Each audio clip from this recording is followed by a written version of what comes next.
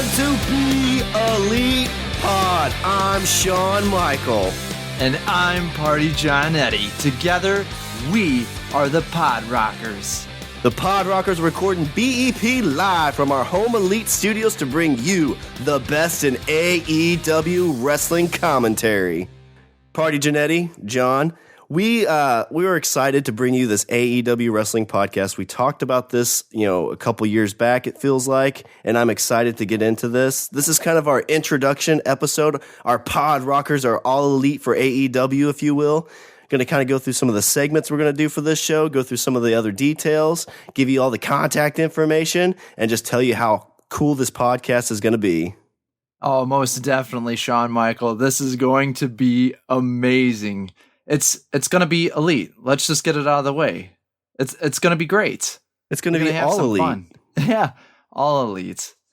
All right, so let's jump into a couple of our segment ideas. So we're going to kind of give you an idea what these segments are called, what they'll generally be about, but what we're going to do for the introduction episode for these. So our first segment we'd like to call and bring up is Let's Take Up Gorilla Position. So this is where we're going to do a general review of matches from the TV show or pay-per-view that we're covering. But for this episode, I wanted us to discuss why we are doing this podcast. Why are we all elite? And I'll go ahead and start this one off if you don't mind. So whenever I first heard about AEW, it was even before they were even AEW, it was All In, it just felt different. It felt like it was embracing wrestling, kind of more like it gave me that feeling of like when I was a kid when I watched wrestling. It's great to come in here, you see these guys. It seems like the wrestlers actually love what they're doing and they're getting to do their own thing. And it just really got like that, creative juices flowing, the competitiveness of it. Like it made it feel like it wasn't just a cookie cutter thing anymore. And it just got me so super hyped for it. And talking with you a little bit and kind of bouncing those things off of you, you seem to kind of have that same like all in, like this seems really cool type of feelings. Oh yeah, most definitely, Shawn.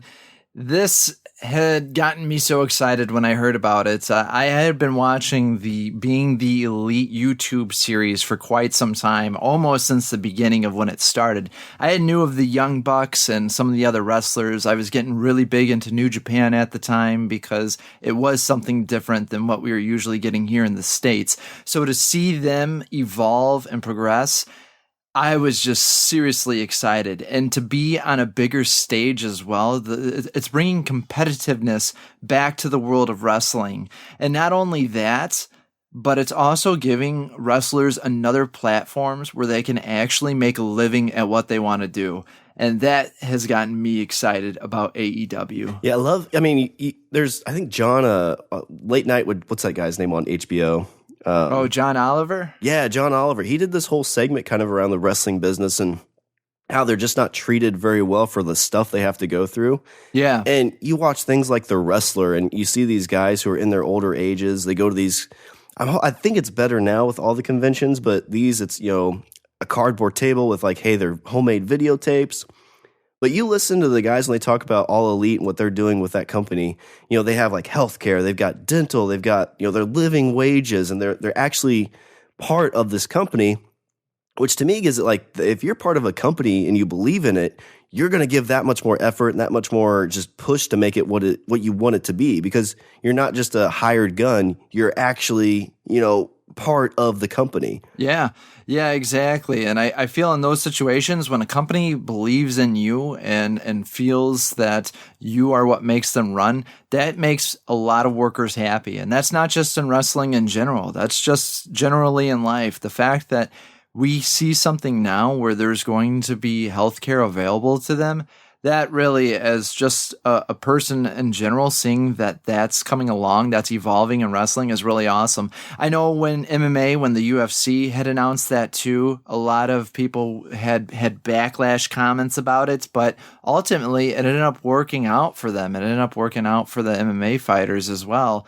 And I'm glad to see that we're seeing that now in 2019 with wrestling. Yeah, it's a sport where they're putting their bodies on the line all the time, and I feel like in this, at least, it's not going to be like, oh, I need you to jump off this thing. It's going to be their idea as well.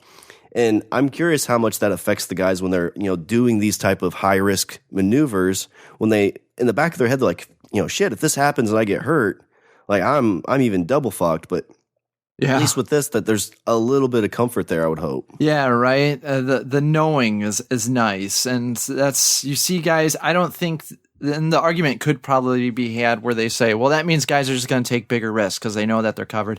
I don't think that's going to be the situation at all. I think they're going to still continue to do what they do, but at least know that if something happens, not all of the money is going to be coming out of their own pocket to do that. So is there anything else that's kind of got you pumped for why you'd want to do a podcast and why you kind of want to be with All Elite?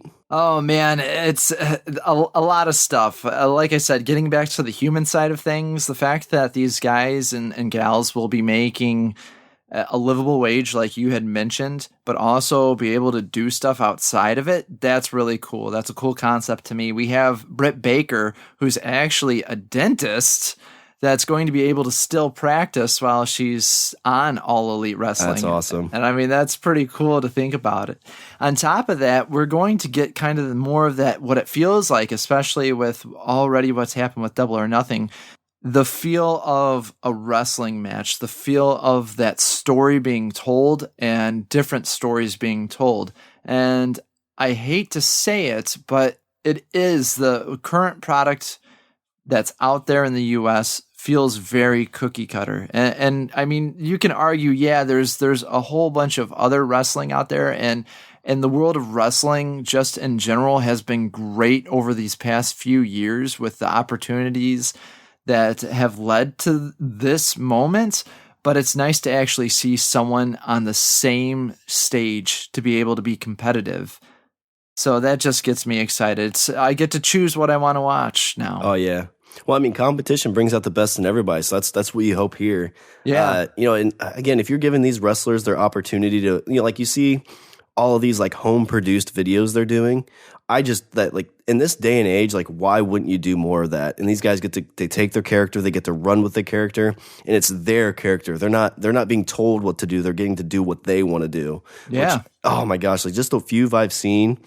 That's one of the other things that's really got me excited for this, just to see people develop their characters their own way. Because I'm a fan of creativity. I love creativity. And when you give these people the opportunity to do that, it's, the sky's the limits on what they're going to be able to produce. Oh, yeah, I definitely agree with you, Shawn. That right there, seeing that, to be able to, I love improv as well. And part of wrestling is not only the improv in the ring, but also on the mic. And be able to do that, I think it really sharpens the mind more so than having to read off of a script all throughout the time. And I can't wait to see it. You get those moments.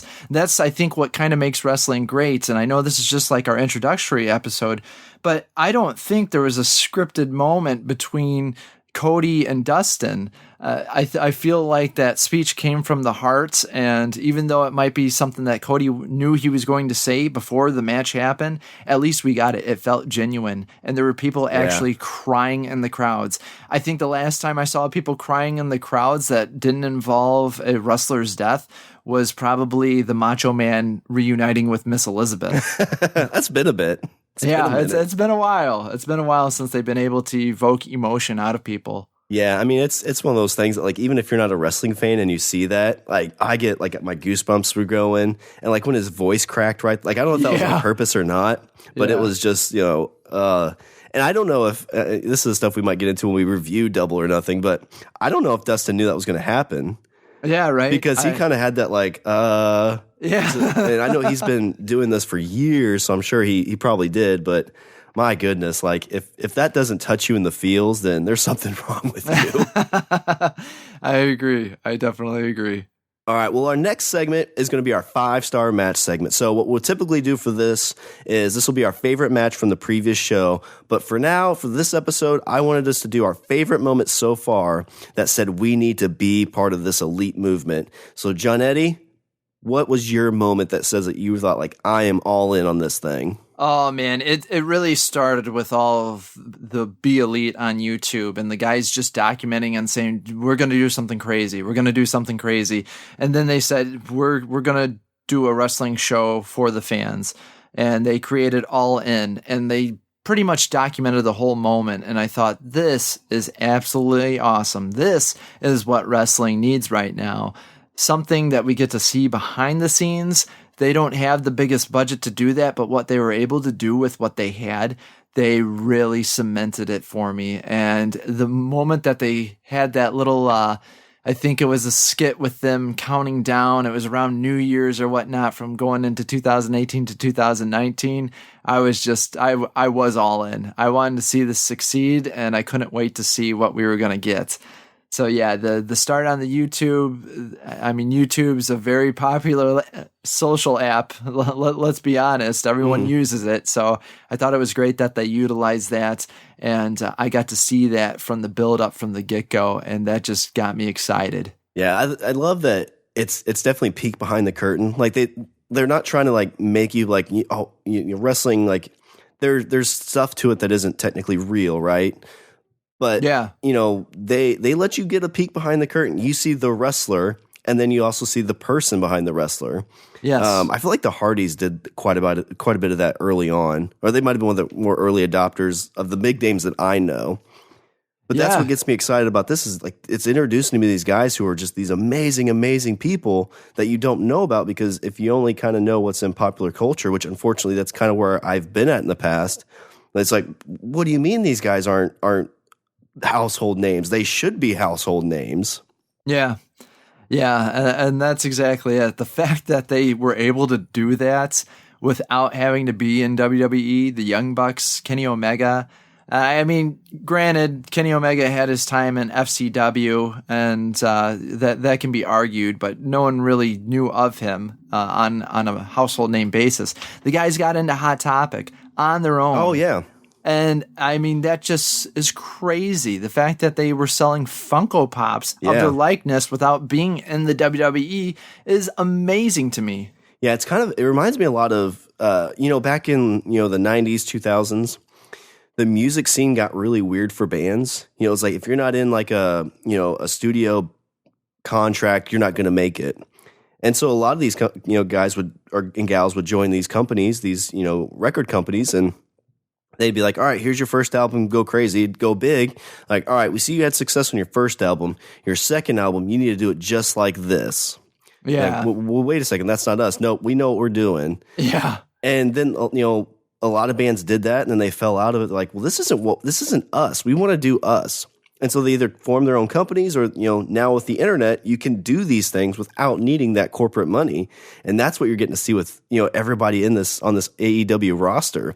They're able to say, no, listen, I'm not going to have you write lines for me and I'm going to recite it. I want to do my own thing and grow as a creator. And that's what you're getting to see with it. And it's just, that was one of the moments that made me say, I want to be part of this elite.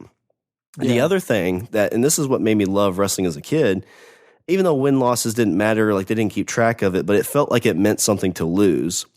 Mm-hmm. And I really enjoy that they're going to bring this into kind of more of a sports feel to it. It's like, okay, if you win matches, you get title shots. It's not just because of your popularity or because of the story as much. It's more of if you're a winner, you're going to get the title matches. If you're not, you have to work your way up the ladder. Yeah, right. Yeah, exactly. And great the other storytelling. Yeah. Because it just makes, because like wrestling to me always felt like a competition. Like as a kid, like it felt like it was real to me because I didn't know any better. And when the day I found out that it technically wasn't real, that there's some scriptedness to it, it broke my heart a little bit. Yeah. It's like, what do you mean? Like the Undertaker really isn't from, the great beyond? Like, what does that mean? But with this, you're going to get this stuff. Like it seems like you can almost do like standings a little bit. Who's going to be the first to 100 wins? Who's going to be first to like 50 wins? All these cool things that will just be like nice little milestones. The other thing that it was after Double or Nothing that it just super piqued my interest, even though it's a little bit more of a peek behind the curtain. But the post-show interviews they did, they're standing in front of this AEW backdrop and they're talking about the show and like what went well with it, what didn't go well with it, and just gave you this feeling of you're kind of along the ride with them as they're creating this company and creating this, this content for you to consume. Yeah. Because, like it reminds me of a lot like movies. You see a movie, you're like, oh, that's a great movie. And then you get the behind the scenes interviews with the actors and, the directors and who all put all this stuff on. And you find out, oh, well, this thing didn't work because of this. And so it just makes you feel like you're more part of the process. And that's one of the things that got me even more excited about this, being able to watch this show, get all that content in, and then go back and be like, okay, well, now how'd they do it? What do they think of it? What are they working on? And where are they going from there? Yeah.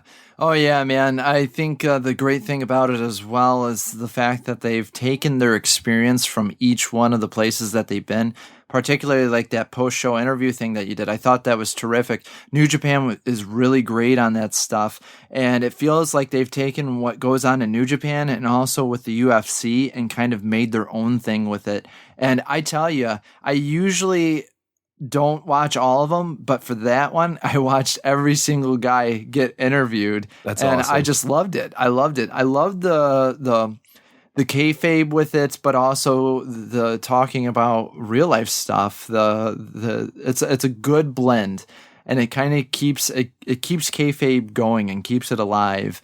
And to hear some of the stuff that was happening, I love the idea of, I don't know if it's a work or a shoot. I'm just here to enjoy the party. So yeah, the post-show stuff has been great, and I can't wait to see more of that. I love it. So is there anything else you want to touch on in our 5-star match segment?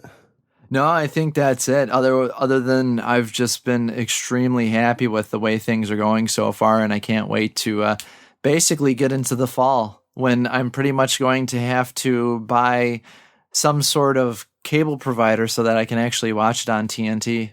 Yeah, I can't wait for it to be there. I don't know, they haven't announced a day or anything yet, but that's what I'm really excited for. It's like, all right, this is the day I have to circle on my calendar and jump on this on TNT and watch it. But yeah, I got to get that cable provider at some point, either like your Sling or your DirecTV Now or some internet package. Yeah, exactly.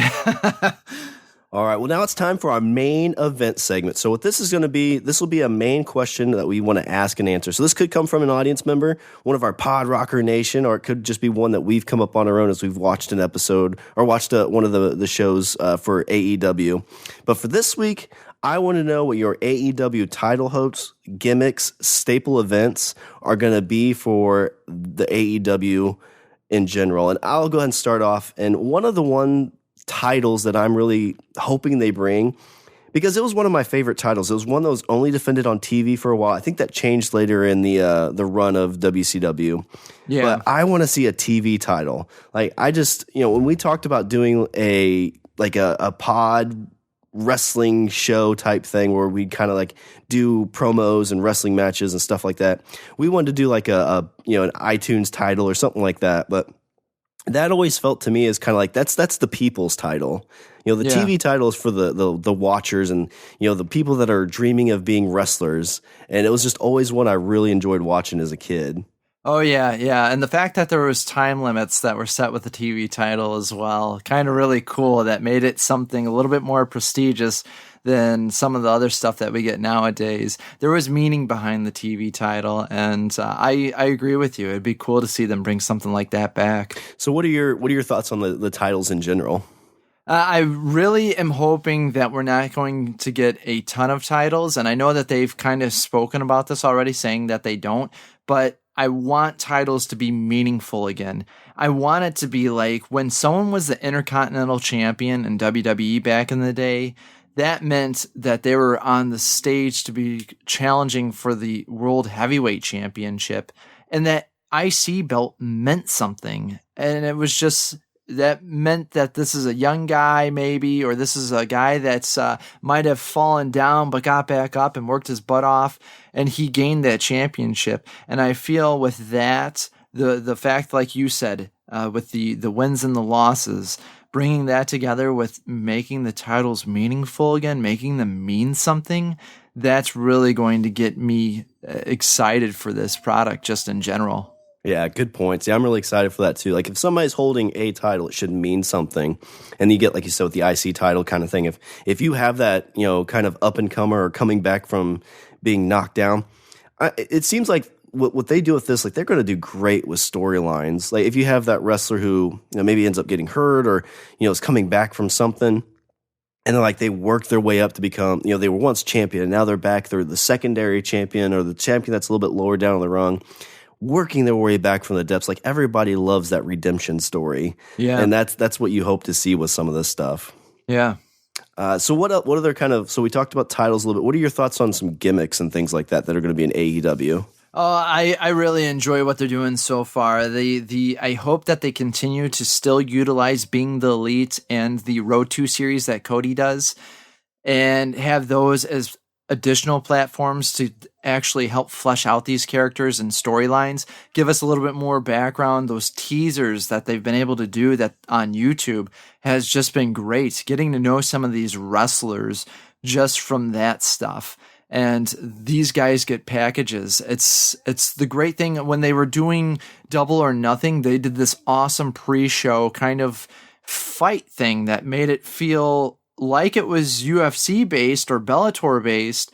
MMA, what they do to hype up a fight, or boxing and HBO, but they did it for All Elite Wrestling, and it was awesome to see. And it was like, hey, we're gonna talk with Chris Jericho, and we're gonna watch him in the gym do his thing, and we're gonna talk with Kenny Omega and what he's doing. I love seeing that stuff, and I want more of that. I want more of that so that we can see these characters. If a kid sees it on TV and goes, hey, I want to know more about that character, they can easily just go to YouTube and search and find them and see that and be like, okay, this is awesome. Yeah, I'm excited for a lot of that stuff too, because what I hope too from that is like they utilize YouTube to be really well for like when they want to do their promos or kind of get this spot out. And then the show itself, whatever time it's going to be, it could be a lot more of the competition, the matches, maybe sprinkled in with a little bit of the stuff you see on YouTube, because if you don't go to YouTube, you still want a little bit of the storyline and whatnot. Oh, yeah. But really utilize that YouTube stuff, because like I said, Being the Elite and Road 2, I've been watching those to get caught up, and they're well done.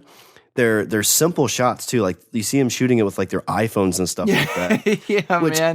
I love, because it gives it that more gritty, that more real feeling. It's like it's not this professionally done, $10,000 camera.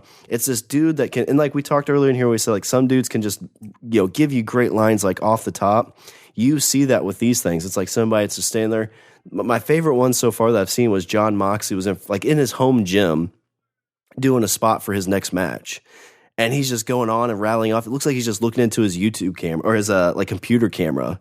And you're like, that's what I want. I want these characters to feel real. Like, I don't want to see him up on the stage and be like, all right, well, that's that, but that's not this person. Like, I want that like veil to be there. We're like, yeah, he's in his gym working out, getting ready to kick some ass. And he's like, you know what? I'm all hyped up right now. I'm going to flip on my camera. I'm going to tell you what the fuck I'm going to do at the next match. You ready for it? Here it goes. What else is awesome is you're going to get some F-bombs dropped too. I think they bleep them out on some of them. But you're getting that realness of it, which I just, man, it gets me pumped thinking about it. Yeah, right. No, that's exactly it. I love, like you said, the blending of kayfabe with a possible shoot, and you don't know what's going to happen. Well, that's what always made me love wrestling is like we talked about with the Dustin Rhodes thing. Like, well, did he actually know? Or like, was that like a real moment or just a real moment? Or, was it all planned? And, whenever I've loved wrestling, it's whenever they've blended the truth and the storyline together. And you just, like Jericho stuff right now, like he's going on about being like, I want my thank you or I'm not coming. Yeah. And, like my mind's like, well, that's part of the storyline.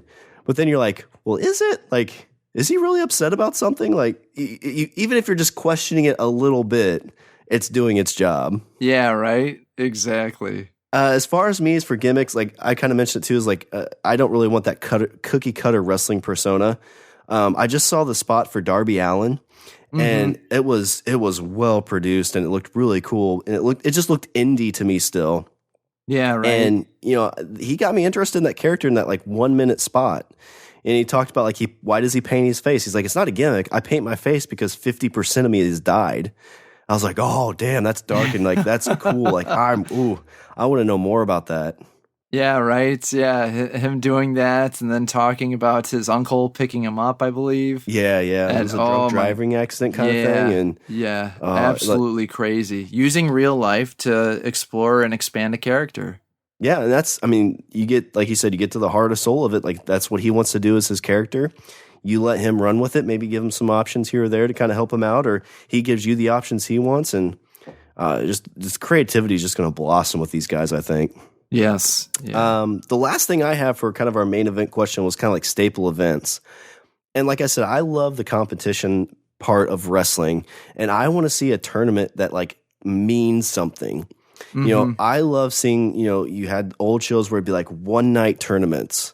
And I don't know what they call it, like leader of the pack, the alpha tournament. I don't know what you would call it, but getting just these, 6 to 8 guys wrestling all night, doing 4 to, a couple matches where it feels like something's on the line would just really excite me. You see you see these Iron Man type matches that go on for an hour, and you see the skill that these guys have, and to do like 4 matches in a night would just be really, really interesting to me. There's not a lot of, storyline to it.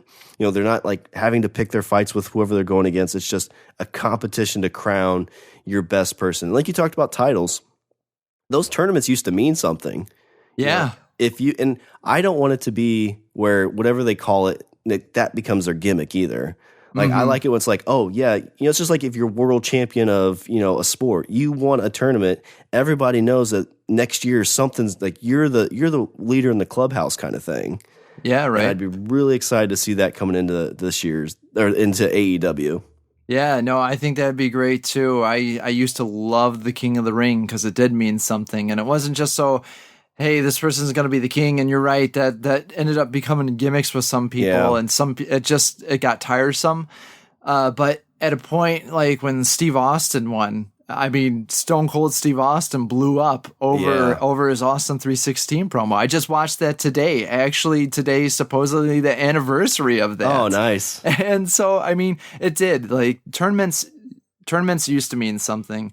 And that would be great to see that too being utilized. The fact that maybe that's what you get on one night on TNT. Maybe they go old school with that, and they're like, you know what, we're going to change things up. We're going to make things a little bit refreshing. If I can speak, refreshing. And on top of that, like get people interested and involved with it. You can't go wrong with that at all. Well, as we title up our main event segment, is there anything else you want to add before we jump into our next one? No, I'm just overall excited. All right. So our segment is called Cheap Heat. So this segment is going to be you got to have good and negative. So this will be kind of the things that we didn't like about a show. So either a match or a spot, something that we didn't really care for. But what I wanted to do in this segment for Cheap Heat is share what has pushed me personally to move to AEW over other options. So I'll share my story real quick. So in the 90s, I was a huge fan. Johnnetty and I are about the same age. We both grew up in kind of that golden era of wrestling, that 93 to 2000. But at some point, like I was all like loved wrestling. It was just, I had wrestling shirts, watched all the time. And unfortunately, I let kind of peer pressure get to me with it. Oh, yeah. So it was like 99, 2000. I was in 8th grade. And, I'd wear wrestling shirts to school. And at some point, we were sitting there talking about, I think it was like my grandma was getting me like, like grandmas do, they don't realize you've kind of grown up. And she would get me like little trinkets that were like for kids. And I was mentioning that in that classroom. And one of the kids who is basically like, he's my arch villain. Like if there was ever like a wrestling pay-per-view at our school, it'd be him and me at the main event. Nice. I'd be the face, obviously. He'd be the heel. He's heel. But as we're sitting there and I'm talking about it, I was like, yeah. And he's like, oh yeah, like that stupid shirt you have on. And I didn't get it at first. I'm like, what do you mean? This is a wrestling shirt. This is awesome. Like, what are you talking about? But everybody kind of laughed. I felt like it was that moment where everybody's pointing at me being like, he watches wrestling. Fuck him. Yeah, right. So it was kind of at that point, I was just like, oh, well, maybe I shouldn't watch wrestling. And I really started drifting out of it. I kind of like peek my head in every now and then just because it was really interesting. Yeah. But it was a year and a half ago, pretty much to the date. It was like January of 2018.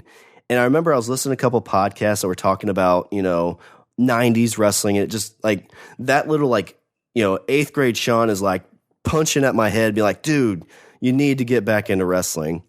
And I did, but there was only the one option out there. And I got into it for about 5 to 6 months, and it just kind of like, okay, like I feel like, the old stuff is cool. The new stuff is just not for me. And then AEW drops. Yeah. You get the All In, you get this AEW, and that's where I was like, I want to be on this ground floor for this thing, this company. And I remember you and I chit-chatting about it and being like, we really should do something where we, review it. And like, what I love about doing podcasts is it forces me to watch these shows too, even though I don't force in a bad way. It's more of, it gives me the extra reason to watch it because there's so much content for stuff out there. it's easy to be like, well, I'll watch that later, and you forget about it. But if you're doing a show about it, it's like, I got to watch it to do the show. So it's like, well, babe, I'd like to come to bed, but I got to totally watch this tonight. Like, let the kid watch it. I mean, he's 3. I mean, he needs to know what a chokeslam is. But that's kind of why I left wrestling, and this is coming like at the right time to bring me back in. So I'm really excited for it. I don't know. What do you have for some cheap heat for this segment? Oh, I'll tell you, there's a couple things, just to reply back with you as well. I had also fallen out of wrestling back in the early 2000s. It just got to a point, too, it was pretty much right after WWE had bought WCW, and I started seeing more and more things started to become cookie cutter to me. And there was a point where I would flip on the TV and I saw all of the same character, and I just didn't like that. And so I was just like, okay, I'm out of it. I'm out of it now. And I got back into it in about 2011, 2012, and was watching, and it started to seem new and fresh again. But then it started to do the same thing and becoming cookie cutter. And it was like, you saw that these fans wanted something, and it's just, it reaches a point when you feel neglected that you finally go, you know what, I'm done. And there's nothing wrong with being cookie cutter, and there's nothing wrong with setting up the way you want to set up things.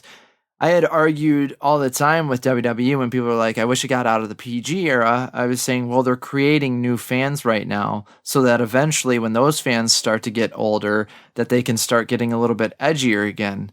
It's just that's how things get.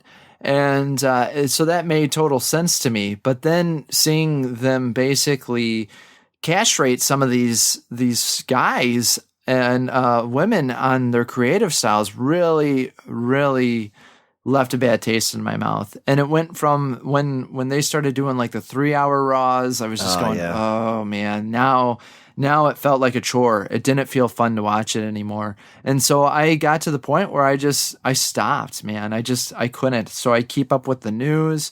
And if there was a match that people said was a really good match, I just go back and I'd watch it. Meanwhile, I'm watching all the independent stuff online. I'm watching what's happening with All Elite Wrestling. I hadn't bought a pay-per-view in I don't know how long, man. And I actually put down the money, and I forgot how much it hurts to pay that for a month. But, at least they said that they're coming out and that they're going to do every other month with their pay-per-views. I think that's great. I think that's what hindered even the UFC when they started getting bigger and bigger. They're like, oh, we're going to do 2 shows a month. Yeah. And you're like, that costs a lot of money to do that. It cost me a lot of money to pay that. And, as long as they keep doing what they're doing right, I think that'll be fine. The one thing that I am worried about, I like that you mentioned what wins and losses actually used to mean something. There's a path that they need to tread on carefully with that, because if done right, that's going to be great, and that is going to be what causes some great storytelling. But if they do it wrong, it's just going to look foolish. And we've seen in the past, actually, with wrestling, that they've tried this before. Evolve actually had this idea of, hey, wins and losses mean something, but they saw that the fans just weren't caring about that because they were heavily emphasizing that. And I feel like All Elite, I have confidence in them, and I think that they need to look at the past and try to fix what happened so that they don't find themselves in the same boat where they go, oh, you know what, we tried it and we're out of it. Have that happen and treat it right, and you'll have a golden product. I like it. So this kind of leads me into our Mark Moment segment. So this segment's going to be moments from events, either storyline or in-ring moment. And I was kind of wanting to talk a little bit about the sport aspect of the wins and losses in the post-interview. So you kind of brought that as like your cheap heat, what you're a little bit nervous about. I could definitely see, as you're talking about that, with the Evolve type thing, you could see this being 3 months in, 4 months in, and then they just drop the whole idea together. Yeah. I'm hoping with, the Khan family who owns the Jaguars, that they've got a very analytical sports mentality that they can do it right. But I agree, if they're not going to look to the past, what worked, what didn't. I mean, you have a plethora of, history there you can look from and pull from, but doing that analytical research on it, figuring out what works, what doesn't. And hopefully that's why they've taken a little bit while to really kick off into the TV show, because they're doing a few shows. They've got Fyter Fest coming up, which is free to watch, and they got 2 more pay-per-views before the TNT show kicks off, which we don't even have a name for yet. Yeah, right. And hopefully they're taking, it's like a beta. They're trying to go through these things and figure out what works, what doesn't, and not just jump right in and be like, bam, here we are. We're a weekly TV show. Watch us. It's a little bit at a time, and I'm hoping they're kind of working these things out. That by that last pay-per-view, a lot of this stuff will be more laid out. We'll kind of understand it a little bit more, but it's just not just like a quick like, oh yeah, we're doing this right now, and it's going to be wins and losses, and it's going to be the best ever. Yeah, right. It's going to be more of like, no, hey, we looked at it. Here's what we think. Here's our options, and we think this is going to be the best product for our audience. For the part of the AEW group. So, but yeah, I totally agree with you there. It could drop, real bad, but hopefully, to keep me invested in that competition side. I hope it's successful.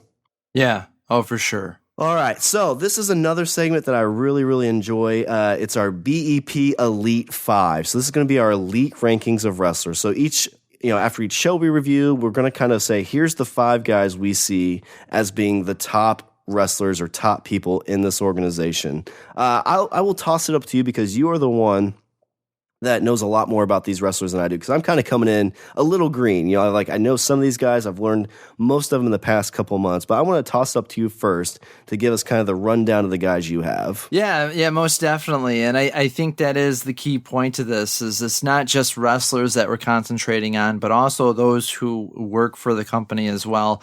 That's one thing that with any product that you bring in, you kind of want that reputation to be held up. And what do you do in those situations? Well, you bring in faces that people know and that people love. And there are some great moments that have been previous that people don't know, but they can check out on YouTube. So I have my top 5 lists just in general, and I'll give you a quick breakdown of each one. At my number 5, I actually have MJF and Maxwell Jacob Friedman. This kid he's not only he's talented, he's a young kid, but you talk about kayfabe, like this kid lives kayfabe. And I mean, the dude, he's a heat magnet. What he does, I mean, so Kenny Johnson does these awesome little short documentaries on YouTube that follow independent wrestlers. And for the most part, they're documentaries. Like MJF's was a mockumentary, but I mean, you watch it and you're like, oh my God, they did a terrific job of making it seem like this is legit. And the guy just gets heat wherever he goes. I watched something during the Double or Nothing, like some kid touched him and he told security to escort the kid out. And, that is awesome. I mean, it was amazing. The fact that what he does came out to Bret Hart. He made that mention when Bret Hart had lifted up the belt in the ring. And he was like, oh no, Bret, look out. There's a fan. That incident that happened at the Hall of Fame. I mean, MJF is going to be a force to look out for. That guy just is, he's great as a heel, and he does it so well. My number 4 is Kenny Omega. And I mean, I know some people would be arguing, they'd be like, why is Kenny Omega number 4 on this? I think Kenny Omega is playing it safe right now. And that's one thing that I think a lot of people were probably going to be worried about is, oh, are you guys all just going to get yourselves over on the show? Yeah. And I think that's not the moment. Going into my rankings and my thinking about this, I try to take an unbiased approach as well, because I mean, shoot, if I really wanted to, I'd put the Young Bucks spoilers on my list at probably number 1 or 2, in between Nick Jackson and Matt Jackson. But I'm also saying, what do I feel is going to be good for the company? Not only good for me, but the company and themselves, and what's going to keep on pushing it so that we get more and more viewers. But yeah, Kenny Omega number 4, he's doing a great job. I can't wait for the storytelling between he and Jon Moxley. That's going to be fun. We saw what happened there. Kenny's just a great person in general, in real life, seeing what he does, the stuff that he does, how involved he is with the video game community. I think he's going to bring in a lot of new fans. Number 3, Chris Jericho. Not only do you have a name who is arguably one of the best in the world, the GOAT, and that guy just, he draws people. They love him. He can be a heel, and it doesn't matter. Jericho is past being a heel to get people to hate him. They love him as a heel. They just love everything about him. And having Jericho at number 3, I feel, is a solid pick because not only is he going to be in the main event to choose who's their first ever heavyweight champion, but also he just brings that background, that wealth of knowledge, that talent, everything to him. My number 2 pick, Jon Moxley, and you might know him as Dean Ambrose, but before that, he was Jon Moxley, and that dude cut some of the best promos out there. And depending on who you talk to, yeah, sure, he's not the greatest wrestler in the ring, but the guy is just a great package, and he knows how to tell a story, and I'm really excited about that. When he came out at Double or Nothing, I felt like a kid again. Awesome. I felt like this was WCW versus WWF. And to see someone from WWE come out through the crowd, oh, dude, I had goosebumps. I'm having goosebumps talk about it now. But my number 1 pick right now is Adam Page, and I don't think that's any surprise. Adam Page is a young guy who is so very talented. I was on the Adam Page fan wave way back in ROH when I first saw him. I just knew, I was like, there's something about this guy that is going to just blossom. And here he is having a big stage like this where he gets to showcase his talents. I really enjoy what he does. I think he's a sleeper. Some people might not know him too well. They might be like, why is this Adam Page guy getting pushed? He is extremely talented. He's a funny guy too, if you watch Being the Elite. And I think him just being able to work with some of these veterans and whatnot, you're going to get a superstar out of him. I love that. And I agree with you. I've got one of the execs on my list, but I was kind of nervous because, a lot of the big wrestling companies, whenever wrestlers were kind of in the head office, it seems like they got a lot of the best matches, the title matches right. and things like that. Yeah. And sometimes they even just got titles handed to them for no other reason that they should get them. Yes. Yeah. So that's the scary thing. I think it's very smart that it seems like the main execs have had themselves some great matches, but they've pulled themselves out of like the title contention talks. Because like you said, yeah, it could be Kenny Omega versus Cody Rhodes for the title at All Out, and you're like, okay, I guess. But I love that it's Chris Jericho and an Adam Page. It's guys you don't like. One guy one you don't, and it's you give these guys. It's like, well, nobody knows them, so they can't be in the main event. Well, if you put them in the main event and they do well, people will know them. Yeah, and from like a person who's just like on the edge of seeing these guys from kind of like a further back perspective than a lot of other people who've been following these guys for years. It's cool to see those because I don't want to see what I've seen before. I want something new. Yeah, for sure. All right, well, let me go through my top 5. My first one isn't even a wrestler, and I probably won't have this happen too often, but I thought it was kind of something to give due to. My number 5 is Jim Ross. Good old JR, the announcer, the guy next to me back in the day whenever I watched wrestling. And it's going to be that very familiar sound that, whenever I hear it, it takes me right back into wrestling. And like you mentioned with Moxley coming through the crowd, like it's like, oh my gosh, this is AEW versus WWE. No, when I heard JR signed on and was going to be announcing, it kind of did that same thing. Like, oh, okay, like I don't think he would just sign on just to be like, yeah, I'm doing this for a quick gig. Like that feels like it's just an announcement, putting your flag in the ground kind of moment. Mm-hmm. My number 4, it's the guy we talked about a little bit earlier, was Darby Allin. He had that nice 2-minute promo in one of the last, I think it was, I don't know if it was the Road to or one of the Be the Elites, but I think it was a Road to. It was just really well done. Really, great character development, great storyline, kind of coming from where he's coming from. I like that. I've seen him before with the face painted, but he kind of comes out telling you why it's there, and it really kind of triggered because I always like gimmicks. I always like a good gimmick, and even though like he says like mine's not a gimmick, it's who I am. It just was really well done. I'm really excited to see what he can do. Speaking of gimmicks, this is the one I've been seeing a lot of lately. My number 3 is Luchasaurus. Nice. So I love that. And again, I've only seen a little bit of it, but I love that it's this guy. I believe, like, what did you say? He has a major in English. Yeah, he's a master. Yeah, he's got a master's degree. And he's got this mask. He's like half lizard, half dinosaur. He's just this big, huge guy too. Like he's the guy like you have a wrestling like a toy wrestling figure, or maybe like a wrestler that would show up in like Scooby-Doo. And I feel it'd be like Luchasaurus, it's this kind of semi over the top gimmick, but it's just so intriguing and so fun. And, I'm excited to see how far they take this guy, let him go. I know I looked him up to see, I think he's got like 200-some-thousand followers on Twitter. So he's a pretty big deal. Nice. My number 2 is Cody, the American Nightmare. When he first got in WWE, I was like bouncing back and forth. They're kind of bringing these, second, third generation guys up. I'm like, oh my gosh, like this is so cool. It's like, it's guys you kind of know, but it's them, but they really kind of took them all left turns and didn't let them do what they need to do. And seeing the stuff that he's done and like the double or nothing moment, when he smashes the throne. And I love that like his thing from that is like that's not a shot at, anybody, any other company, even though it kind of is. But he's just saying it's like, I just wanted to show that I'm a wrestler first and an executive second. And that ties back into what we talked a little about. Like, he could easily be like, hey, guess who the first AEW champion is going to be? Me. Yeah, right. He could easily do that, but he understands the business. He understands the wrestlers, and I'm just really excited to see where that goes. And my number 1, it was not your number 2, is Jon Moxley. Kind of all the same things you said.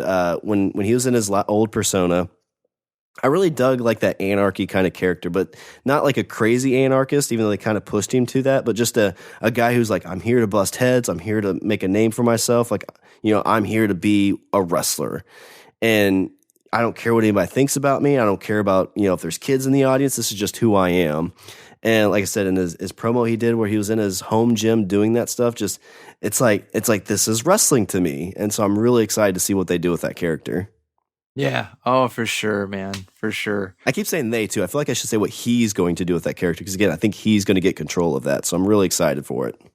Oh, yeah. I think that is the good blend of it, too. I know that they've talked about that as well, that the wrestlers are going to have more say in their character. But ultimately, obviously, it does come down to them, though, too. They have to agree with it, right? And so I think they just all can trust one another. I know it just recently with all of independent wrestling and whatnot, you got to put a lot of trust into these guys because they're the ones that are going out there and they're the ones that are performing.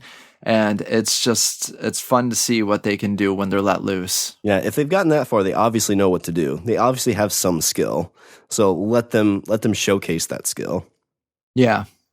All right, so that was our top 5. So our next segment, this is what I'm kind of excited about because, again, it's an organization that's starting up that I don't know a ton of the people that are in it yet. I'm getting bits and pieces. So I thought this segment would be a great way to kind of showcase those. And this is our Put 'em Over segment. So in this segment, we'll talk about our lower card or underdog of the event. So this is the person that was probably one of the earlier matches who, basically kind of not stole the show, but maybe they stole the show, but really kind of helped you say like, oh my gosh, like I want to see more of that guy. And I'm going to start out with the first guy. I know of him through his dad a little bit because they've talked about that a lot, but and it kind of goes into Luchasaurus too, because I love that these two are like together, and it's Jungle Boy. Yes. I know very little except that he's riding around on Luchasaurus's back, and I cannot tell you how much I've laughed watching that. Like their grocery scene when they're walking around, and Luchasaurus is getting, meat, and Jungle Boy's like, no. It's hilarious. And I love, like, that's the funny stuff in wrestling that I love. And, it's not over the top. It's not, this 30-minute thing. It's like, it's just a quick, 30-second to a minute video. And so my put him over for this week is Jungle Boy. Oh, nice. Well, that's a great one. I love the chemistry between those two, and it just makes sense that those two hang out with one another. Oh, yeah. Just love it. They were walking backstage, and he's on his shoulders, and people are just like, what the heck's going on? Absolutely fun. I'm excited to see them in a tag match at some point. Like those are the two guys that should be fighting for like the AEW tag titles at some point, or at least be like heavy into that part of it. Yeah, right. And that's something I think we didn't even mention at all. The fact that they are going to be specifically highlighting tag team wrestling as well, something that we don't really get to see anymore. And I'm excited about that, but that's for another time. My standout would be Brian Pillman Jr. We got to see him just a little bit on the Battle Royal. I hope that he continues to work for All Elite Wrestling. I personally got to see Brian Pillman Jr. compete at a local show near me. Oh, This awesome. kid, he's great, man. He's absolutely great. It's just an all around cool guy, very talented in the ring. And I mean, he has a big name he's got to live up to. His dad was the loose cannon, man. His dad was the Brian Pillman, 9mm Brian Pillman. And that was the character I loved too. Like I enjoyed Flying Brian back in the day. Yeah, man. Yeah. And so to see him kind of take some of that with his dad, but make it his own, to be his own, the fact he has a so ridiculous haircut, I absolutely love it. And that just screams confidence to me. I mean, he can't change that haircut when he gets out of the ring. He's got to rock that bad boy when he goes into town everywhere. Yeah, I'm excited to see him too. It's I've heard a couple interviews with him on some different podcasts, and coming from where he's coming from, and like in wrestling, it seems like if you have it seems like they go two different ways. Either they really embrace like, oh, this is so and so's kid, or they have to try and hide it just to try and make it on their own. But it seems like he's going to try and blend the two. Like, I'm going to emphasize this name, but I'm somebody different. Exactly. All right. Well, I love that segment. That's one of my favorite segments coming up, because I think you're going to expose a lot for me, and hopefully I can expose like a lot of questions to you in that. Oh, for sure. So our next segment, this is going to be our Under the Ring news. So this is what we're going to do with this segment. So we'll have kind of a ring news, so from the show we watch. So kind of, it's more the kayfabe type stuff. And then our second part of this will be breaking the kayfabe. So that'd be where we kind of see things that, are outside the show. So one of them, I think, really the biggest news that's come out recently is All Out sold out in 15 minutes. Yeah, unbelievable. I think I've heard rumors, too, that they could have sold out twice with the number of people that were in line. Quite a few times. They had over, I believe the number was roughly 137,000 people try to get tickets. Damn. That's just insane. I know they said, a lot of people I heard say, like, don't try to buy from the like the second selling groups like Ticket or StubHub or any of those yet. Because I guess after Double or Nothing, they were ridiculously priced. But as Double or Nothing got closer, because my wife and I were actually in Vegas, and Johnnetty, I know the Podrockers are, we're guys that like, we live to party, right? Oh, for sure. Man. I might have to kick my wife to the curb, like no shoot, like not even a shoot, like real life. I need to kick her out, because we were in Vegas when the show was going on, when Double or Nothing was happening. We were sitting no more than 2 blocks from the venue they were playing. I found tickets for $13. Oh my gosh. And I told Miss Michael, I said, listen, we need to go to this show.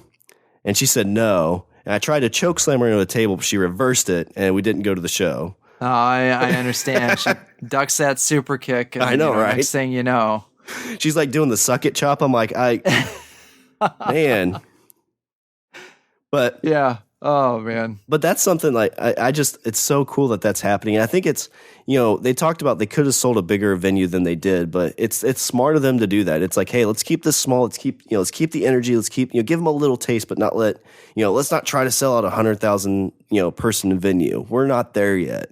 Yeah, right. And I think very smart. You keep these things like this, it just keeps it more intimate, and they'll grow, but I think you can always sell to a 10,000 person stadium. If you start getting too big, it just, I think that's where you can see a company lose their way. But I think they've got their heads aligned, and again, that's the main news I've seen so far about this being sold out in just 15 minutes, which is crazy. Yeah, I know speculation calls for more on the fall. They haven't exactly introduced when they're going to put out the weekly show.